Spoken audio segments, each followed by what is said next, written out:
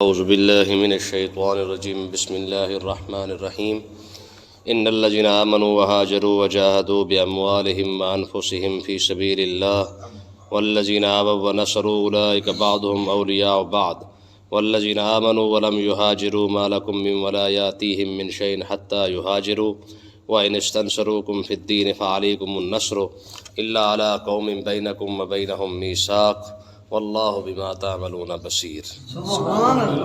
اس آیت کے اندر مہاجرین اور انصار صحابہ کرام کی شان بیان فرمائی گئی ہے، اور پہلے وراثت کے اندر جو حقدار تھے اس کا ایک اصول بیان کیا گیا ہے کہ وراثت کے حقدار کون ہے۔ اللہ تبارک و تعالیٰ نے ارشاد فرمایا ان الذین آمنوا وہاجروا وجاہدوا باموالہم وانفسہم فی سبیل اللہ، فرمایا وہ لوگ جو ایمان لائے، وہاجروا پھر ہجرت کی، وجاہدوا باموالہم وانفسہم اپنے مال اور اپنی جان کے ساتھ فی سبیل اللہ، اللہ کے راستے میں جہاد کیا۔ یہ پہلے مسلمان ہیں، اولین مہاجرین ہیں۔ یہ وہ لوگ ہیں جنہوں نے پہلے مکہ سے مدینہ کی طرف ہجرت فرمائی ہے، اپنا گھر بار چھوڑ کے ہجرت کر کے گئے۔ دوسرے اصحاب الہجرتین ہیں، دو ہجرتوں والے۔ پہلے انہوں نے حبشہ کی طرف ہجرت کی، عثمان غنی رضی اللہ تعالیٰ عنہ اور ان کے باقی 80 لوگ ساتھ تھے، حضرت جعفر طیار وغیرہ ہو گئے۔ پہلے انہوں نے حبشہ کی طرف ہجرت کی، پھر حبشہ سے واپس پھر مکہ آئے، پھر مکہ سے پھر انہوں نے مدینہ کی طرف ہجرت کی ہے۔ تو یہ دو ہجرت کرنے والے تھے، اصحاب الہجرتین ان کو کہا جاتا ہے۔ تو اللہ تبارک و تعالیٰ نے ارشاد فرمایا کہ سب سے پہلے افضل لوگ کون ہیں؟ ان الذین آمنوا وہاجروا، جنہوں نے سب سے پہلے ہجرت کی ہے، یعنی مکہ سے مدینہ کی طرف جنہوں نے ہجرت کی، وجاہدوا باموالہم وانفسہم فی سبیل اللہ، اللہ کے راستے میں اپنی جان کے ساتھ بھی جہاد کیا اور اپنے مال کے ساتھ بھی جہاد کیا۔ ان لوگوں نے نہ اپنے جان کو دیکھا نہ اپنے مال کو دیکھا ہے، جہاں مال کی قربانی پیش کرنے کا موقع آیا تو مال بھی اپنا جو ہے وہ لوٹا دیا، جہاں جان کے دینے کی باری آئی تو انہوں نے جان کی پرواہ بھی نہیں کی ہے۔ فرمایا ایک یہ لوگ ہیں، اور دوسرے لوگ کون سے ہیں؟ والذین آووا ونصروا، فرمایا کہ وہ لوگ جنہوں نے ان مہاجرین کو ٹھکانہ عطا فرمایا، گھر عطا فرمائے۔ ٹھیک ہے، یہ کوئی تھوڑی بات نہیں تھی کہ مہاجرین کی بہت بڑی قربانی تھی کہ وہ اپنا گھر، اپنا شہر، اپنا کاروبار، اپنے رشتہ دار، عزیز و اقارب، کنبہ، خاندان کا قبیلہ، سارا کچھ چھوڑ کر جو ہے وہ صرف محض اسلام کی خاطر مدینہ گئے تھے۔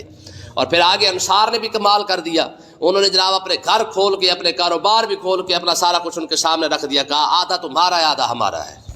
ٹھیک ہے جی، اپنے گھر بانٹنے کی باری ہے تو آدھا گھر ہی بانٹ کے دے دیا، پیسے کی باری ہے آدھا پیسہ ہی بانٹ کے دے دیا، کہا تم اسلام کی خاطر تم نے قربانی دی ہے تو آج کے بعد جو کچھ ہمارا ہوگا اس میں آدھا سارا کا سارا تمہارا ہی ہوگا۔ اور یہ صرف باتیں نہیں تھی، انہوں نے واقعی یہ پھر عمل کر کے دکھایا انصار صحابہ کرام نے۔ تو اللہ تبارک و تعالیٰ نے پھر کیا ارشاد فرمایا اولئک بعضهم اولیاء بعض، فرمایا آج کے بعد تم ہی ایک دوسرے کے وراثت کے حقدار ہوگے۔ یہ پہلا حکم تھا کہ آج کے بعد وراثت کے حقدار تم ہی ہوگے، یہ تم سب ایک دوسرے کے وارث ہوگے۔ مہاجرین کا اگر جو ترکہ ہوگا اس کے وارث انصار ہوں گے، انصار کا جو ترکہ ہوگا اس کے وارث مہاجرین ہوں گے۔ یہ حکم آیا پہلا، والذین آمنوا ولم یہاجروا، اور پھر فرمایا وہ لوگ جو ایمان تو لائے، ولم یہاجروا لیکن ہجرت نہیں کی انہوں نے، ما لکم من ولایاتہم من شیء، ان کی میراث کے اندر تمہارا کوئی حق نہیں ہے۔ ٹھیک ہے، جنہوں نے ہجرت نہیں کی ان کے پھر ترکہ بھی تقسیم تمہارے اندر نہیں ہوگا، حتی یہاجروا، جب تک وہ ہجرت نہ کر لے۔ ٹھیک ہے، یہ فتح مکہ سے پہلے کے حکم تھا، یعنی فتح مکہ سے پہلے جو بات تھی ہر ایک مسلمان پر ہجرت کرنا فرض تھا، فتح مکہ سے پہلے۔ لیکن جب فتح مکہ ہو گیا پھر ہجرت ختم ہو گئی، پھر اس کے بعد ہجرت کی ضرورت نہیں تھی۔ تو اللہ تبارک و تعالیٰ نے ارشاد فرمایا وَإِنِ اسْتَنصَرُوكُمْ فِي الدِّينِ، جن لوگوں نے ایمان تو لائے لیکن ہجرت نہیں کی ہے، گھر بار کو نہیں چھوڑا اللہ اور اللہ کے رسول کی خاطر، اگر وہ لوگ دین کے معاملے میں تم سے مدد طلب کریں، ہجرت نہ کرنے والے اگر ایسے شہر کے اندر ہوں، ایسی جگہ ہوں کہ جہاں پہ انہیں مدد کی ضرورت پڑ جائے، اگر تمہیں اور دین کے معاملے میں اگر تم سے مدد طلب کرے تو فعلیکم النصر، پھر تم ان کی مدد ضرور کرنا۔ ایمان لائے ہیں نا، ہجرت نہیں کی ہے، اس کا مطلب یہ تھوڑی ہے کہ ان کو چھوڑ دیا جائے گا، وہاں ان کو بے آسرا نہیں چھوڑا جائے گا۔ اگر وہاں کے رہنے والوں نے تم سے مدد طلب کی تو ان کی مدد ضرور کرنی ہے، کیونکہ ایمان کے اندر تو ہے نا، بھائی تو بن چکے، انما المؤمنون اخوہ، کہ صاحب ایمان ایک دوسرے کے بھائی ہے۔ ہاں انہوں نے ہجرت نہیں بھی کی ہے، پھر بھی ان کی مدد کرنا تم پر فرض ہے۔ ٹھیک ہے، الا علی قوم بینکم وبینہم میثاق، ہاں ایسی قوم کے ساتھ اگر جنگ ہو رہی ہو، ان کے معاملات ہوں کہ تمہارے اور ان کے درمیان اگر معاہدہ ہے، کوئی معاہدہ ہو چکا ہے، پھر بے شک تم ان کی مدد نہ کرنا، اپنے معاہدے کو پورا کر لینا۔ باقی جہاں پر دین کے معاملے کے اندر تمہارے مسلمان بھائی تم سے مدد مانگیں گے، ہر حال میں ان کی مدد کرنا فرض ہوگا، ٹھیک ہے۔ جیسے آج فلسطین کا معاملہ ہے، دنیا بھر کے علماء کہہ چکے ہیں کہ اس وقت ان کی مدد کرنا فرض ہے اور جہاد ہے، کیونکہ مسجد اقصی کا معاملہ ہے، مسلمانوں کا معاملہ ہے، 30,000 40,000 سے زیادہ مسلمان شہید ہو چکا ہے۔ تو اسی آیت کے تحت دیکھیں اللہ تبارک و تعالیٰ نے ارشاد فرمایا جہاں بھی مسلمان موجود ہے، اگر انہوں نے ہجرت نہیں بھی کی ہے، تمہارے پاس نہیں پہنچ سکے ہیں، لیکن جہاں بھی ہیں اگر وہ تم سے مدد طلب کریں، وَإِنِ اسْتَنصَرُوكُمْ فِي الدِّينِ، اپنے ایمان بچانے کی خاطر، اپنی جان بچانے کی خاطر تم سے مدد مانگے تو فَعَلَيْكُمُ النَّصْرُ، تمہارے اوپر مدد کرنا۔ فلسطین تو چیخ چیخ کے رو رو کے مدد مانگی ہے، لیکن کسی نے اس کی مدد نہیں کی ہے۔ قیامت کے دن امت مسلمہ کو جواب نہیں دینا پڑے گا کہ جب یہ فلسطینی بچے، یہ بوڑھے، یہ بچیاں، یہ عورتیں، یہ جوان، یہ سارے جب اللہ کی بارگاہ اقدس میں، اور انہوں نے کہا ہے، ان کی ویڈیو اگر آپ دیکھیں نا، انہوں نے کہا ہم جا کے رب کی بارگاہ میں عرض کریں گے کہ پروردگار تیرے بندوں نے ہماری مدد نہیں کی ہے۔ ایک بابے کی ویڈیو آئی تھی، اس کے پوتے پوتیاں سارے شہید ہو چکے تھے، وہ ان کی لاشوں کے اوپر کھڑے ہو کے کہہ رہا تھا کہ آؤ میرے بچوں، جب رسول اللہ کی بارگاہ میں جانا، جا کے شکایت ضرور لگانا کہ تمہاری امت نے ہماری مدد نہیں کی ہے۔ کیا خیال ہے، اس امت کی شکایت نہیں لگ چکی ابھی تک؟ 40,000 بندہ شہید ہو چکا ہے، پھر وہ مدد مانگ رہے ہیں، اور آج تو قدرتی آیت بھی یہی آ گئی ہے کہ وَإِنِ اسْتَنصَرُوكُمْ فِي الدِّينِ، جہاں بھی مسلمان کمزور ہوں اور تم سے مدد مانگے فَعَلَيْكُمُ النَّصْرُ، تو پھر مسلمانوں پر ان کی مدد کرنا فرض ہے۔ آج فرض کہاں گیا؟ اسلحہ بھی ہے، توپیں بھی ہے، فوجیں بھی ہے، سب کچھ ہونے کے باوجود OIC بھی تم نے بنا لی، بڑے بڑے جناب تم نے کانفرنسیں کر لی، بڑے بڑے جناب تم نے اجلاس بلا لیے، لیکن کیا کیا؟ ایک بوتل پانی کی تم غزہ کے اندر نہ پہنچا سکے۔ جواب تو دینا پڑے گا نا۔ اندازہ کرے پھر، یہی عرب والوں نے اسرائیل کا تیل بند نہیں کیا، یہ عرب والے فلسطین کے اندر ایک بوتل نہیں پہنچا سکے۔ ترکیوں نے آج تک جو ہے اسرائیل کا تیل بند نہیں کیا، سعودی عرب سے آج بھی اسرائیل کے اندر تیل جا رہا ہے، ان کا تیل بند نہیں ہوا، لیکن اگر نہیں پہنچا سکے تو پانی کی ایک بوتل نہیں پہنچا سکے۔ اور کس کو نہیں پہنچا سکے؟ اپنے کلمہ پڑھنے والوں کو۔ ظلم تو یہ ہے نا کہ ظالم کے اوپر تمہارا تیل آج بھی جا رہا ہے اور مظلوم تک تم ایک پانی کی بوتل بھی نہ پہنچا سکے۔ تو اللہ تبارک و تعالیٰ نے ارشاد فرمایا واللہ بما تعملون بصیر، فرمایا اللہ تمہارے سارے اعمال کو دیکھ رہا ہے جو تم کر رہے ہو۔ رب نہیں دیکھ رہا کہ عرب والے کیا کر رہے ہیں، رب نہیں دیکھ رہا کہ اسلحے والے کیا کر رہے ہیں، رب نہیں دیکھ رہا کہ 8 لاکھ کی فوج رکھنے والے کر کیا رہے ہیں۔ یہ تو آگے جا کے جواب دینا پڑے گا نا کہ جب رب پوچھے گا، رب ان فلسطینی بچوں کو بھی سامنے کھڑا کر دے گا۔ دیکھیں نا قرآن مجید ہم پڑھتے ہیں الشمس کورت وإذا النجوم انکدرت، یہ آگے پڑھتے پڑھتے جائیں تو آگے ایک الفاظ آتے ہیں کہ وإذا الموءودة سئلت بأي ذنب قتلت، کہ جب جن کو دور جاہلیت کے اندر جن بچیوں کو قتل کیا گیا نا، دور جاہلیت کے اندر بچیوں کو قتل کیا گیا تھا، فرمایا کہ جب اللہ تبارک و تعالیٰ کی بارگاہ اقدس میں جب وہ بچیاں حاضر ہوں گی نا تو رب اللہ ان سے فرمائے گا وإذا الموءودة سئلت بأي ذنب قتلت، رب بچیوں سے پوچھے گا تمہیں کیوں قتل کیا گیا ہے۔ حالانکہ حق بنتا ہے کہ رب قاتل سے پوچھے کہ ہاں بھی تم نے اس بچی کو کیوں قتل کیا تھا، لیکن علماء فرماتے ہیں کہ رب کا جلال اتنا زیادہ ہوگا کہ رب اس قاتل کی طرف دیکھنا بھی گوارا نہیں کرے گا۔ حق تو بنتا تھا قاتل سے پوچھے، فرمایا نفرت کا اظہار اتنا ہوگا کہ رب اس قاتل کو پوچھے گا بھی نہیں کہ تو نے کیوں قتل کیا ہے، بچی سے پوچھے گا میرا اپنا بچہ تو بتا تجھے کیوں قتل کیا گیا ہے۔ وہ عرض کرے گی پروردگار تو نے بیٹی بنایا تھا تا کر کے مجھے قتل کر دیا۔ جب اس بچی سے پوچھا جائے گا کہ تجھے کیوں قتل کیا گیا ہے، غزہ کے بچوں سے نہیں پوچھا جائے گا کہ تمہیں قتل جو کیا گیا وہ تو یہودیوں نے چلو قتل کیا، ان سب سے نہیں پوچھا جا رہا کہ تم یہ سب کچھ دیکھنے کے باوجود بھی خاموش کیوں رہے۔ دیکھیں نا جی، آج سے 30 سال پہلے 40 سال پہلے میڈیا کا دور نہیں تھا، سنتے تھے کہ ہو رہا ہے، آج تو اپنی آنکھوں سے دیکھ رہے ہو۔ تو آج سوال سننے کا نہیں ہے، آج سوال ہے دیکھنے کا، لائیو دیکھ رہے ہو، ہر شے تمہارے سامنے ہونے کے باوجود اگر آج تم فلسطین کی مدد نہیں کر سکے، باقی رہا مسئلہ، چلو یہ تو طاقتور حلقے سے پوچھا جائے گا نا، یہ جو منہ کے چسکے والے جی پیپسی پینے والے، کوک پینے والے، ان سے نہیں پوچھا جانا کہ اسرائیل کو تم مدد کیوں کرتے رہے ہو۔ ایک ایک گولی کے پیسے تو تم بھی دیتے رہے نا، جس نے ایک بوتل پیا ایک گولی کے پیسے تو دیے، 100 روپے کی ایک گولی تو آ جاتی ہے نا۔ جس نے ایک جا کے KFC کے اندر جا کے کھانا کھایا ہے اس نے 2 گولیوں کے پیسے تو جمع کروائے ہیں نا. جس نے میکڈونلڈ کے اندر کھانا کھایا اس نے 2 گولیوں کے پیسے تو جمع کروائے ہیں نا. یہ تو قیامت کے دن جا کے سوال ہوگا نا کہ ہمارا جب ایک یہودی قتل کر رہا تھا اور تم انہی کی مدد کر رہے تھے, ان کے چندے دے رہے تھے, ان کو جناب پیسے جمع کروا رہے تھے کہ 2 گولیوں کے بوتل پیسے جمع کروائے, ایک گولی کے پیسے جمع کروائے تو ہے نا کم سے کم. تو آگے دیکھیں, والذین کفروا بعضهم اولیاء بعض, یہ رب فرما رہا ہے یار وہ لوگ جنہوں نے کفر کیا بعضهم اولیاء بعض, یہ ایک دوسرے کے وارث ہیں. کافر جتنے بھی ہیں یہ ایک دوسرے کے وارث ہیں. دیکھیں جب مسلمان کی بات آئے گی پھر یہودی یہودی نہیں رہتا, پھر عیسائی عیسائی نہیں رہتا, پھر ہندو ہندو نہیں رہتا. آج دیکھیں نا کہاں اسرائیل ہے, کہاں امریکہ ہے, اس کی مدد نہیں کر رہا. فرانس اس کی مدد کر رہا ہے, جرمنی اس کی مدد کر رہا ہے, امریکہ اس کی مدد کر رہا ہے, برطانیہ اس کی مدد کر رہا ہے, حالانکہ سارے عیسائی ہیں. صرف یہودی تو اسرائیل کے اندر ہے نا. اور ہمارا میٹھا بھائی ایران, ٹھیک ہے جی, وہ ایک چھٹونگڑی چھوڑ کے آرام کر کے بیٹھ گیا ہے. اس نے کہا جی بس ہماری بات ختم ہو گئی, ہمارا معاملہ ختم ہو گیا. کیوں؟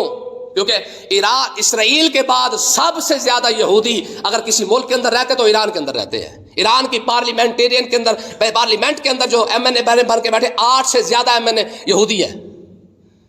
یہ سارا ایران کر رہا ہے.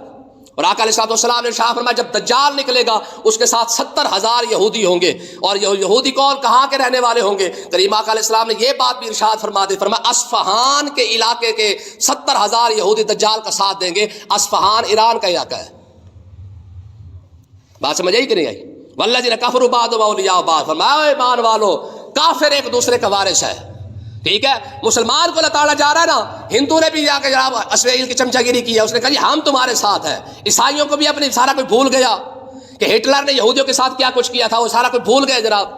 اب عیسائی بھی انہی کی مدد کر رہا ہے, یہودی کی مدد کر رہا ہے. الکفر ملت واحدہ, ہمارے بزرگ فرماتے ہیں کفر صرف ایک ہی ہوتا ہے, چاہے وہ ہندو کی صورت میں ہو, یہودی کی صورت میں ہو, سکھ کی صورت میں ہو, عیسائی کی صورت میں ہو. ٹھیک ہے نا, ہے ایک ہی.